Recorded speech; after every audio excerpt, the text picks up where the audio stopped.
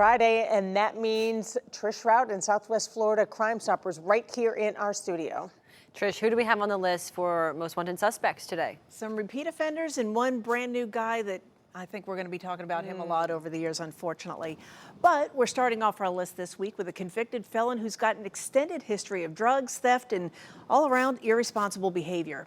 A brand new warrant for the arrest of Richard Ball was issued last week after he violated terms of his probation following an arrest for drug possession. Police were initially dispatched to a fast food restaurant where Ball was unresponsive behind the wheel of his car. When they arrived on scene, it took a few minutes to finally rouse Ball from his state of slumber. Officers immediately spotted a glass pipe, foil, and a box containing a dangerous combo of coke, fentanyl, and meth on the front seat.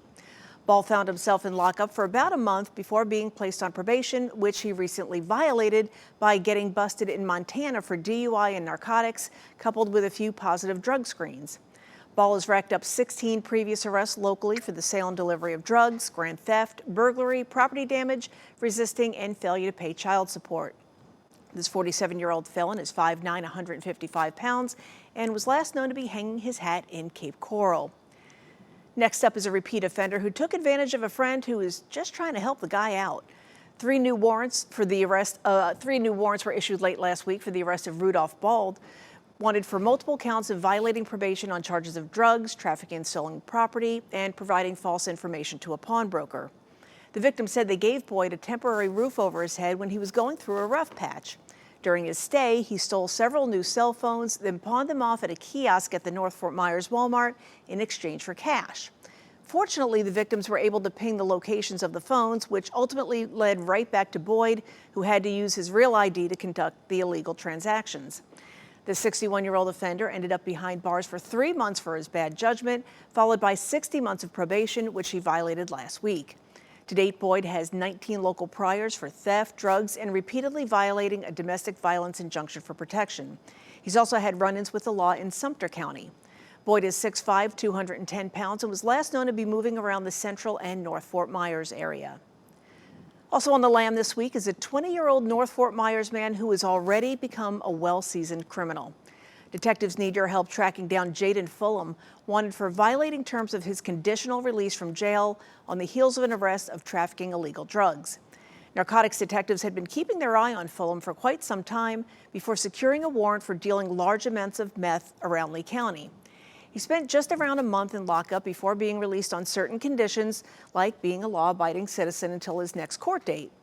Part of that deal was staying clean and being a willing participant in scheduled drug screens. But now that he's failed to show up for a single one of them, Fulham has solidified a trip right back to jail. Despite his young age, Fulham has been committing felony crimes since he was 16, with 4 arrests for hit and run, drugs, and multiple counts of grand theft. Fulham is 5'7", 170 pounds, and upon his arrest, he will be held without bond in the Lee County Jail. And closing out this week's list is a Fort Myers Beach man who clearly doesn't know when enough is enough. Patrick Prince has been out of prison for only 4 months, and already he's paving his path right back to lockup. Prince was arrested for aggravated stalking after harassing a woman so frequently after a breakup that she had to secure an order for protection against him. Despite that move, Prince continued to persist with a steady stream of calls and messages, as well as cyber stalking the woman online. His erratic actions landed him in the Lee County Jail for an extended time, after which he was sent to prison for 6 months. Now, just a very short time later, he's wanted for violating terms of his release. 60-year-old Prince has a history of bad decisions in Lee County, with 2 priors that include a drunk driving incident where he crashed into a wooden pole and then a concrete memorial at Lynn Hall Park on the beach. Deputies noted that Prince was highly intoxicated and was slurring his words, but had full control of his middle finger, which he exercised frequently to the arresting officer, coupled with some less than lovely language. Prince is 5'9", 240 pounds, and was last known to be a transient in the San Carlos Island area.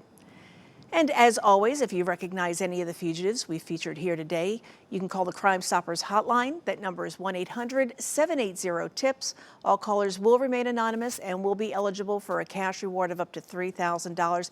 And ladies, it works. Last year we gave out nearly $100,000 in reward money. Hundreds of criminals off the streets because people chose to pick up the phone and give us a call. It's a win-win either way. Absolutely. Certainly. Thanks, Trish. Thanks.